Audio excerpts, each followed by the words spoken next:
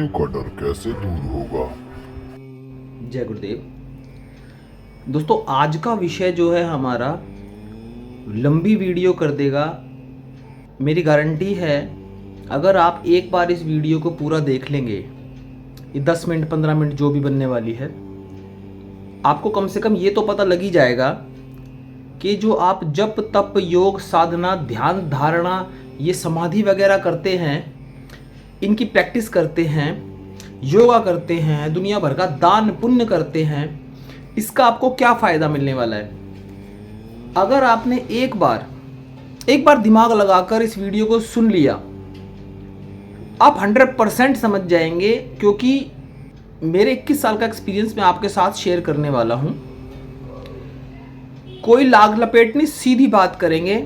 मैं कोई नेता या राजनीतिक पुरुष नहीं हूं जो आपको झूठ बोलूंगा। मुझे आपसे कुछ चाहिए, मुझे आपसे लाइक की भी अंदर आसक्ति नहीं है। आप लाइक करें या शेयर करें, जिसकी वीडियो है, जिसके लिए बनाई गई है, उसके भीतर इस आध्यात्मिक समाज को, इस आध्यात्मिक ज्ञान को उतारने के लिए परमात्मा पीछे से फिट कर देता है। ज्योतिष में बोला जाता है कि जिसे ज्ञान अर्जित करना होता है, जिसे ज्ञान लेना होता है, जिसके अंदर ज्ञान पाने की चेष्टा उत्पन्न होती है, उसके किसी ना किसी ग्रह में, मतलब उसके घर में, जो उसकी कुंडली का घर होता है, उसमें कहीं ना कहीं गुरु का प्रभाव होता है। हो सकता है उसके हस्त में कहीं गुरु का प्रभाव हो।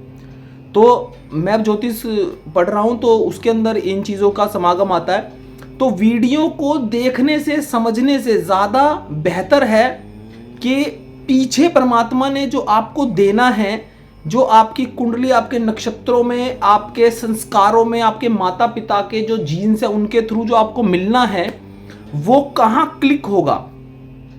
बात लंबी हो जाएगी, 2 मिनट बन गया है। बात करते हैं जप तप योग साधना ध्यान धारणा समाधि, ये जो भी आप कर रहे हैं, ये क्यों कर रहे हैं, इसके पीछे का रीजन क्या है, और करते हुए भी आपको अगर कोई लाभ नहीं मिल रहा तो लाभ कैसे ले। सुनिए मेरी बात ध्यान से। आप इंसान हैं, मैं भी इंसान हूं। इंसान ही जानता है कि मृत्यु होती है। संसार का कोई जीव नहीं जानता कि मृत्यु कुछ होती है, क्योंकि ना उसमें सोचने की समझने की इतनी क्षमता है। आपकी भी मृत्यु होगी, मेरी भी मृत्यु होगी। आपका भगवान श्री कृष्ण हो, आपका भगवान श्री राम हो, चाहे कोई भी हो, बड़े से बड़ा योगी भी संसार के अंदर आके चला गया। प्रकृति किसी की सगी नहीं है, सबको मार देगी।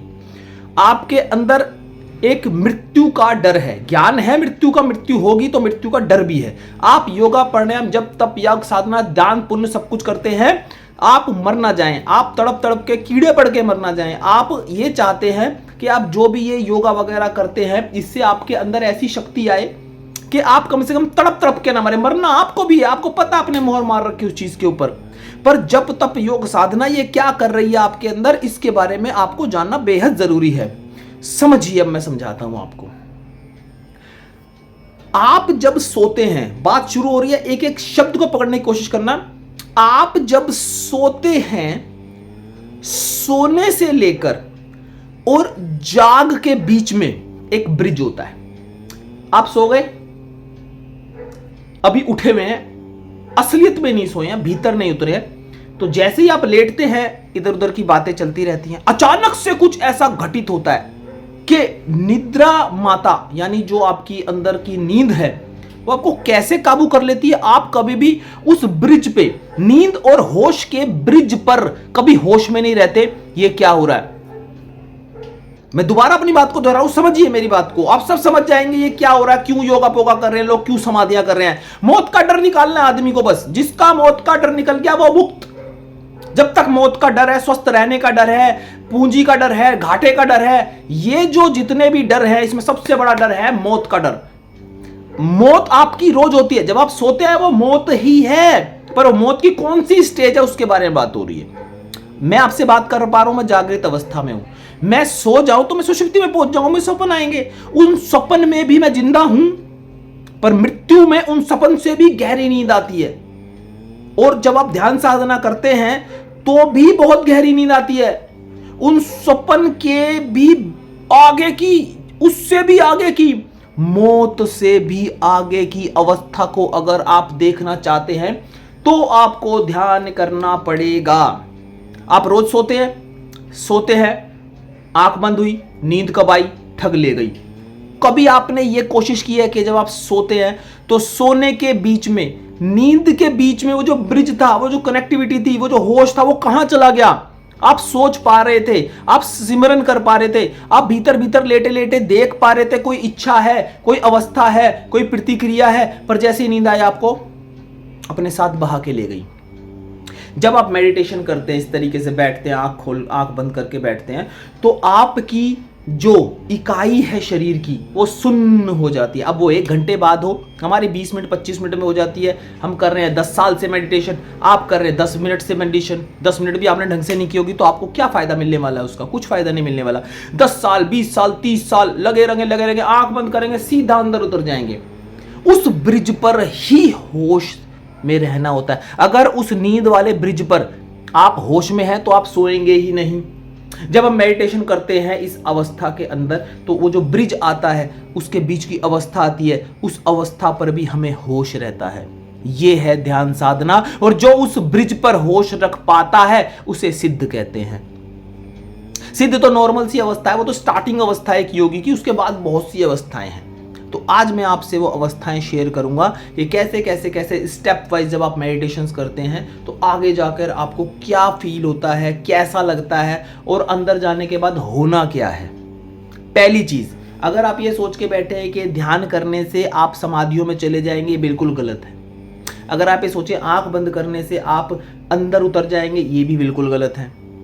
मैं जो आपसे बातें कर रहा हूं इस समय, मेरे होठ हिल रहे हैं, मेरी जीभ हिल रही है, मेरे दांत एक प्रतिक्रिया कर रहे हैं, तो आप तक आवाज पहुंच पा रही है। अगर मैं इन सारी चीजों को फील कर पा रहा हूं, अनुभव कर पा रहा हूं, मैं इन हाथों को इस तरीके से कर पा रहा हूं, अगर मैं इस पूरे होश में हूं कि मैं अपने हाथों की क्या प्रतिक्रिया कर रहा हूं, मैं अगर मल त्याग भी कर रहा हूं तो कौन सी इंद्री मल त्याग करते समय मेरी भावनाओं को, मेरी शरीर की गतिविधियों को देख रही है, मैं उसे देख पा रहा हूं। हम दोनों एक साथ होश में है या नहीं है? मैं जब जीना चढ़ रहा हूं, मैं पैदल चल रहा हूं, मैं उठ रहा हूं, मैं बैठ रहा हूं, मैं सो रहा हूं, मैं सांस ले रहा हूं, मैं लिख रहा हूं, मैं पढ़ रहा हूं, मैं कोई बढ़िया सी चीज बना रहा हूं, मैं शिव जी भगवान की पूजा कर रहा हूं, मैं सिमरन कर रहा हूं, क्या मैं उस समय होश में हूं? मैं वर्तमान में हूं या नहीं? अगर आप एक दिन 24 घंटे भी वर्तमान में रह लेंगे, आप इतना जी लेंगे एक 24 घंटे को भी, आपका मृत्यु से डर निकल जाएगा। आपको जिंदगी ही बोर लगने लग जाएगी। हम 3 अवस्थाओं में ही रहते हैं जब हमारी आंख खुलती है। या तो हम पास्ट की बातें सोचकर उस पास्ट में ही रह जाते हैं, या हम भविष्य की बात सोचकर उस कल्पना लोक में रह जाते हैं। भविष्य की सोचना मतलब कल्पना लोक, पास्ट की सोचना मतलब स्मृति लोक। ये दो जो डेस्टिनेशन के बीच में वर्तमान होता है, कभी कभी हम वर्तमान में रह पाते हैं। मैं आपसे बात कर पा रहा हूं, मैं अपने आप को अपने ही सेल्फी वाले कैमरे में देख पा रहा हूं। अगर मैं होश में हूं, मैं जो भी बोल रहा हूं, अगर मैं उसमें होश में हूं तो मैं वर्तमान में हूं। जब आप मेडिटेशन करते हैं तो आप अंदर सिमरन करते हैं, और सिमरन एक ही शब्द का करे जा रहे हैं, तो आप वर्तमान में हैं नहीं। आप एक शब्द को मन को दे दो, तू रट ले, पर ध्यान तो कहीं और है। इन गुरुओं ने अलग अलग तरीके के स्टेप्स बताए कि भाई तुम ऐसे करो वैसे करो। अब मैं जब मेडिटेशन करता हूं तो अंदर अगर सिमरन करता हूं तो सिमरन जैसे कर रहा हूं, उस सिमरन का भी अंक क्या हो गया अपने सामने प्रकट करता हूं भीतर। 108 हो गया तो 108 लिखा आएगा।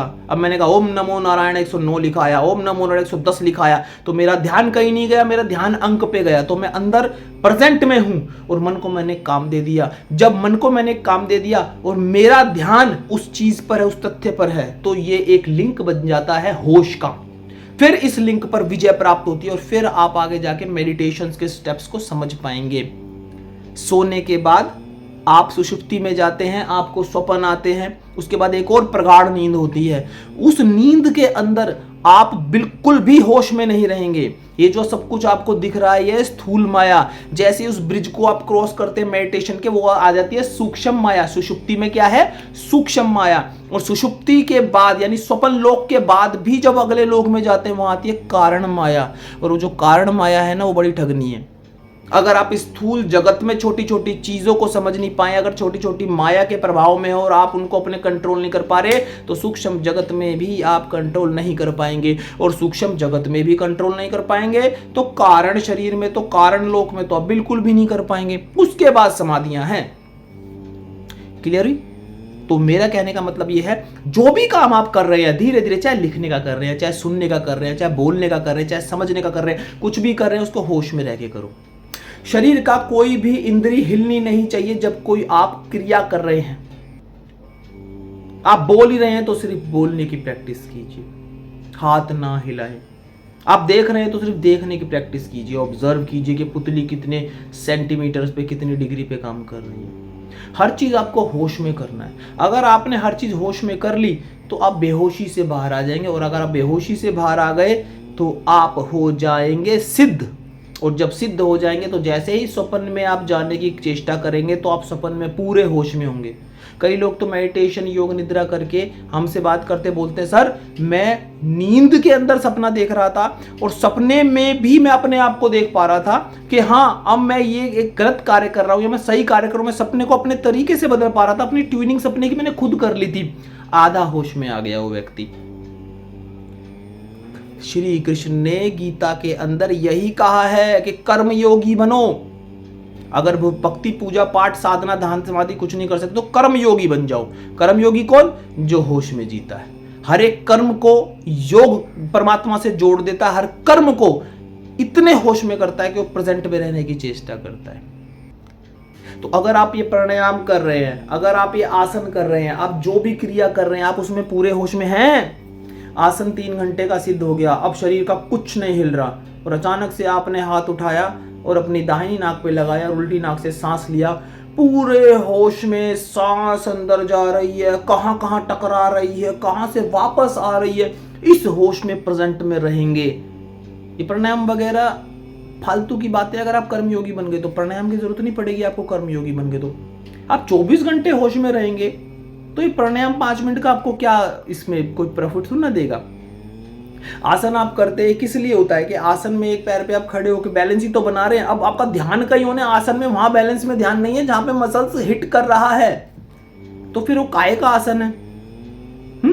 तो आसन करते हुए होश में है, प्राणायाम करते हुए होश में है, क्रिया करते हुए होश में है, कर्म करते हुए होश में है, सांस लेते हुए होश में। अपने आप को खाली मत छोड़ो। अगर खाली छोड़ोगे तो दोनों लोक आपके सामने प्रकट हो जाएंगे। या तो स्मृति लोक यानी पास्ट, जो स्मृतियों में खो गया वो पास्ट यानी डेस्टिनेशन, पिछली पास्ट डेस्टिनेशन। और अगर आप भविष्य के बारे में चिंता कर रहे हैं, विचार कर रहे हैं, तो आप चले गए भविष्य में यानी कल्पना लोक में। तो प्रेजेंट क्या है? मृत्यु लोक, जिसमें आप हैं। इसमें मृत्यु घटित होगी, पर इस मृत्यु लोक में ही मुक्ति मिलेगी। कैसे मिलेगी? क्योंकि आप प्रेजेंट के अंदर जो भी कुछ कर रहे हैं उसमें आपको 100% इन्वॉल्व अपने आप को करना पड़ेगा। वीडियो हो गई 13 मिनट 14 सेकंड की। कोई भी प्रश्न है कमेंट बॉक्स में डाल दीजिएगा, हम आपको बताएंगे कैसे मेडिटेशन करने हैं। हम मेडिटेशन के अभी कोर्स भी निकालने वाले हैं, ऑनलाइन भी निकालेंगे। फीस होगी, फ्री में नहीं करवाएंगे, क्योंकि एक समस्या हो गई है, फ्री वाले जो बच्चे हैं वो पूरे नहीं आते हैं। हमने फीस लेने की कोशिश की तो बंदे पूरे आने लग गए वीडियो के अंदर। मतलब अगर हम 2-2.5 घंटे का भी लेक्चर एक दिन का दे रहे हैं तो बंदा बैठ रहा है, और अब हम फ्री में दे रहे हैं तो बंदा 1.25 घंटे में कहता है जी मम्मी आ गई, फोन बज गया, अच्छा सर यहाँ चल रहे हैं। 40 लोगों में से एक बंदा उठ के चला जाता है। अगर आप आमने सामने भी मेडिटेशन का कोर्स करना चाहते हैं तो उसके लिए भी आप हमें रजिस्टर कर सकते हैं। स्क्रीन पे मेरा नंबर आ रहा है, इस पर आप मुझे व्हाट्सएप पे भेज सकते हैं। मैं आपको बता दूंगा कि मेरे पास कब टाइम है। 1 घंटे की मेडिटेशन, आधा घंटे के आसन प्राणायाम और आधा घंटे की चक्र साधना। 2 घंटे के अंदर अंदर 1 महीना भी अगर आपने कर लिया उसको हमारे साथ बैठकर सुबह 4 से 6 के बीच में, आपकी जिंदगी पलट जाएगी। आप ही नहीं रहेंगे, आपकी पर्सनैलिटी दूर बिल्कुल ऐसी हो जाएगी कि वो पर्सनैलिटी दिख रही है वहां सामने, वो बोले वो शिव, ऐसे हो जाओगे आप।